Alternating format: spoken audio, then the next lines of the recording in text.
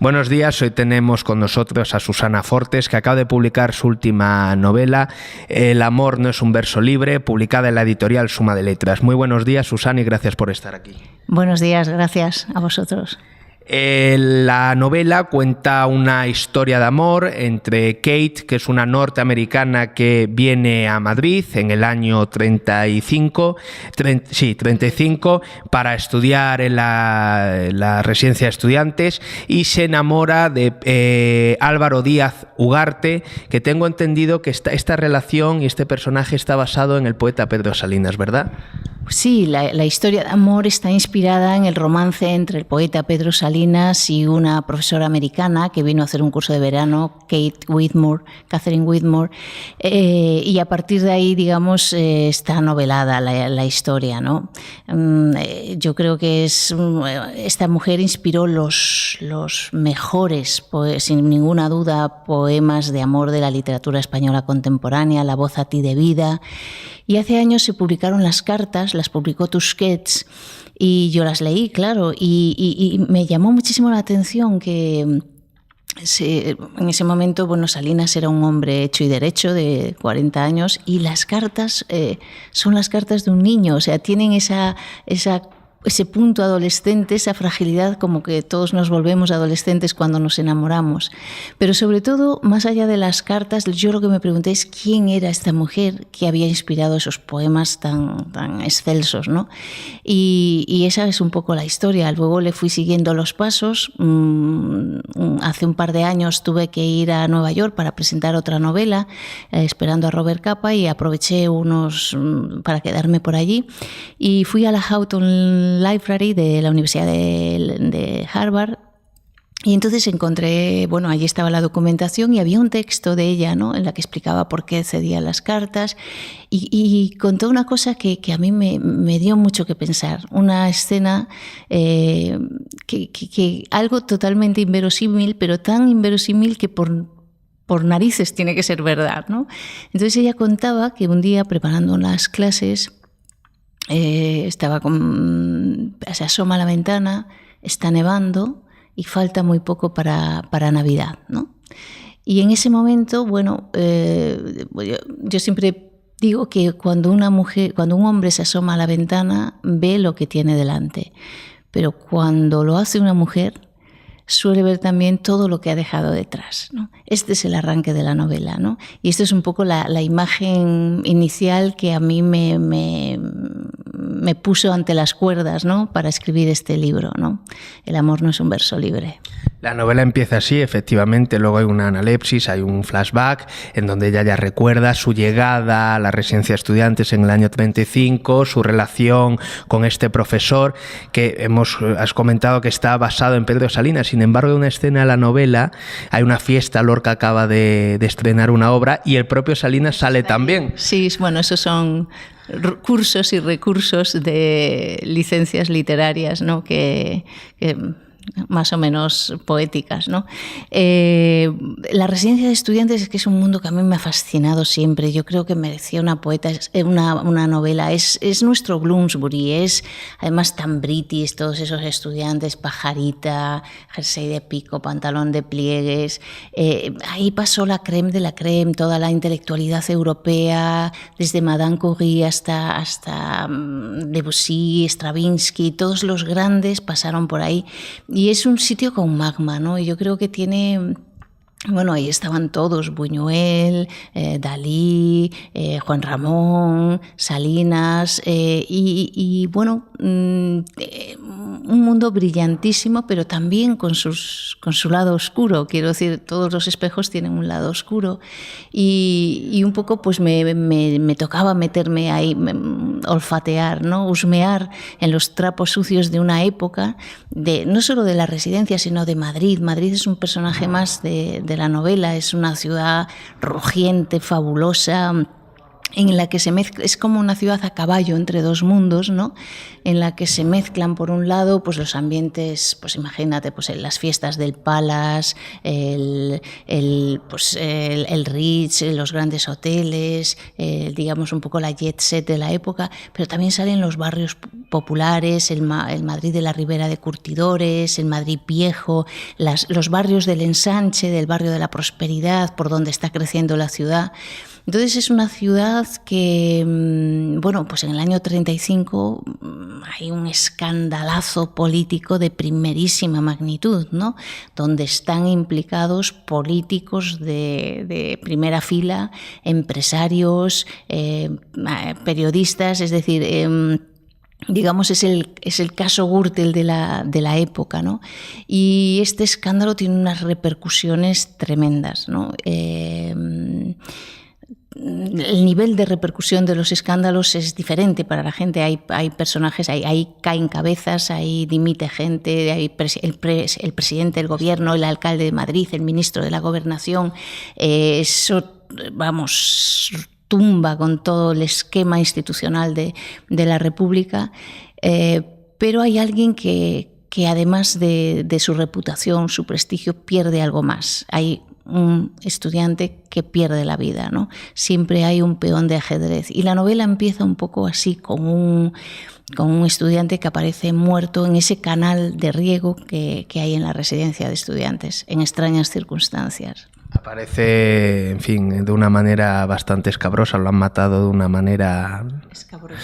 No lo vamos a desvelar. Ese Madrid popular que comentabas, que también efectivamente sale en los barrios, tal, es el que le va enseñando el profesor a ella, ¿no? Sí. Cuando le dice que es donde él nació, sí. Que... Es un poco, le está haciendo su ruta sentimental. La gente necesita esas cosas para enamorarse, conocer el pasado. La relación que surge entre ellos es una relación muy apasionada, pero son personajes muy distintos, porque ella es una americana, es muy joven, llega aquí fascinada con España, como todos esos británicos, con esa fascinación de España, tierra de poetas, es una tierra, ¿no? O sea, de sentimientos nobles, llevan con todo ese idealismo sobre España, y luego se encuentra con el país real, claro, ¿no? Pero quiero decir que es un personaje moderno, pragmático, no tiene ataduras, es una mujer más libre, ¿no? Y digamos que el personaje de Díaz Ugarte, pues es un hombre, pues como poeta, si estamos hablando de Salinas, es el mejor. Pero como hombre es un hombre contra las cuerdas, ¿no? Que tiene o sea, pues tiene un prestigio, tiene una reputación, tiene una familia, tiene ambiciones políticas y literarias. En ese momento los escritores también, un poco como ahora, hacían de embajadores de la cultura española en aquel momento de la República. O sea, tiene mucho que perder.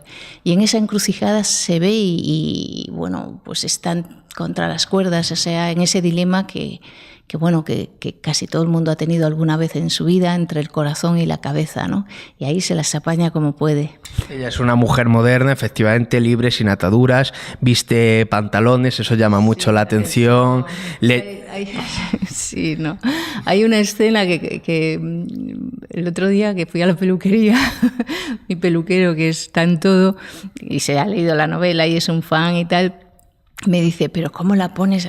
Hay una escena en la que ella sale a la calle con el pelo mojado, sin acabar de secarse el pelo. Dije, pero eso en los años 30 no puede ser, porque es verdad que pues la mujer española en esa época pues era una mujer muy... iba pues a la moda, llevaban esos sujetadores todavía con ballenas de hierro, como los de Escarlata O'Hara, ¿no? Y por otra parte, pues era una... pues el pelo, las ondas con brillantina, era una... Y esta es una mujer más, pues eso que va con pantalones, que lleva el pelo suelto, que es mucho más, o sea, tiene casi como un look de jugadora de cricket o de atleta olímpica más que de mujer mediterránea. Entonces choca mucho su estética y su manera de vestir y su manera de ser en ese Madrid de los años 30, ¿no? Es una mujer que ha estudiado en la Universidad Literatura literatura española, que conoce muy bien la primera conversación que tiene con Díaz Ugarte sobre Cervantes, sobre el Quijote, está fascinada, como has dicho, por la cultura y por todo lo que rodea a España. Sin embargo, es una mujer que viene de la América, se puede decir, más profunda, ¿no? Se ha criado en un rancho, con vacas, con animales. Ella dice en algún momento que le extrañaba que no todo el mundo en Estados Unidos hubiera tenido esa misma infancia, ¿no? Sí, que todo el mundo creía que todo el mundo había crecido en una casa con caballos, por ejemplo, y no. No, sí, eso forma parte de su infancia, que es Kansas, que es la América profunda, es el oeste casi, es una chica de western. Pero esta es un poco... lo que ella siempre, todos tenemos algo que hemos perdido en la infancia, siempre hay un jarrón roto cuyas piezas tratas de recomponer a lo largo de tu vida, y un poco ella tiene que recomponer ese jarrón roto de la infancia, y es una infancia que ella vive con sus primos, y que es la infancia que se puede resumir un poco en la frase que decía su tío Benjamin, ¿no? Que decía: si tú quieres criar a chicos valientes, dales una linterna, un mapa y una tableta de chocolate, ¿no? Y entonces es un poco, a mí ese mundo, ¿no? Pues de los descampados, de los chicos libres, eso que representa la infancia, que es un poco también mi infancia, ¿no? Pues son sus marcas de identidad, son sus señas de identidad.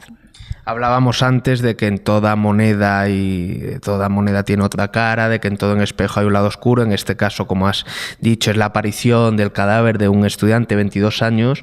Sí. En tus novelas siempre se bordea al oscuro, ¿no? A ti te gusta siempre jugar un poco... Sí, siempre hay un misterio, siempre es un misterio que hay que desentrañar, con un misterio con circunstancias bastante oscuras, ¿no?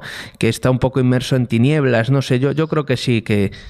Bueno, es posible que haya unas constantes vitales en todas mis novelas. Nunca eres muy consciente de cuáles son esas, pero sí que hay unas constantes vitales, y tienes razón, siempre hay una trama histórica de suspense, o casi siempre, hay una intriga psicológica, que soy muy hitchcockiana yo en eso, y hay una crónica negra, por una parte, ¿no? Pero también yo creo que esto, además, más que una crónica negra, es una gran historia de amor, ¿no?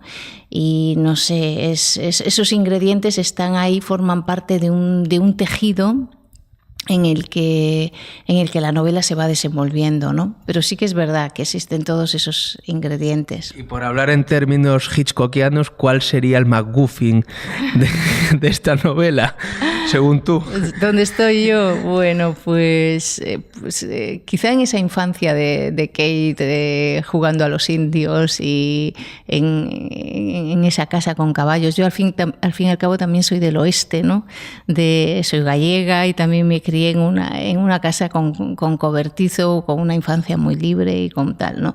De alguna forma el autor siempre se proyecta de alguna manera a través de sus personajes, y es que, no sé, yo creo que yo me considero lectora antes que escritora, y como escritora trato de proyectar en las novelas lo que a mí me gusta encontrar como lectora, ¿no? Entonces, ¿qué quiero que encuentre el lector en esta novela? Pues lo que yo busco, que es emoción, riesgo, misterio, intriga, cierta melancolía, sazonada con las dosis justas de sal y pimienta. En fin, lo que yo espero encontrar también en un libro, en los libros que me gustan, en las lecturas que a mí me apasionan. Eso que has dicho de que eres lectora antes que escritora me ha gustado, porque realmente todos los escritores yo creo que lo son, porque siempre habrán leído más libros de los que van a escribir en toda su vida, eso sin ninguna duda. Bueno, la novela está escrita con un estilo bastante depurado, bastante directo. Has dicho en alguna entrevista: me interesa mucho más el verbo que el adjetivo. Sí, en eso he ido derivando, pero creo que es una evolución lógica. Cuando empiezas a escribir, pues todos son detalles y descripciones y tal, y poco a poco vas depurando el estilo, y la depuración es el verbo es la acción, y la acción tiene que mandar, ¿no? Entonces, cada vez, al principio no era así. A veces cuando releo mis novelas primeras, Querido corto maltés, que les tengo mucho cariño y tal, pero veo un estilo barroco, una adjetivación que yo trataba de sacar las plumas ahí a relucir, ¿no? Y poco a poco me he hecho mucho más escueta, me he dado cuenta de que la contención es fundamental, apretar el estilo, el verbo, ¿no? Es lo que también es la literatura que más me gusta ahora. Esa es la evolución natural. Yo creo que hay pocos escritores que hayan hecho el camino inverso, ¿no? Algunos hay, incluso entre los mejores y los clásicos. Por ejemplo, no sé, se me ocurre ahora Alejo Carpentier, por ejemplo, que es un gran escritor barroquísimo. Eso no le quita mérito, pero bueno, digamos que cada época también y cada momento y cada historia, porque cada historia te pide una manera de ser contada, ¿no? A Umbral, por ejemplo, le pasa igual. La primera novela, Balada de Gamberros, es una novela corta, un estilo sencillísimo, sí. No parece escrita por él y luego barroquiza. Claro. Sí. Como has dicho antes que eras lector antes que escritora y además ya estamos mencionando algunos autores, me gustaría que me dijeras qué autores actuales son los que más te gustan o qué autores lees, cómo ves la literatura española actual. Española, sí, bueno, en general. No sé, a mí me gusta mucho el género negro, me gusta mucho este irlandés Benjamin Black, me encanta también Philip Kerr, sí, Bumble. Philip Kerr, los nórdicos, me gustan mucho los anglosajones, los clásicos como los actuales, y en la novela literaria, o sea, yo creo que hay grandes escritores en este país y además muy distintos, y mira, tan distintos como Javier Marías, por ejemplo, y Arturo Pérez Reverte, que son, digamos, escuelas narrativas distintas y que cada uno tiene ahí su espacio y que son dos ejemplos magníficos, ¿no? del tesón que tiene nuestra literatura en este momento, ¿no?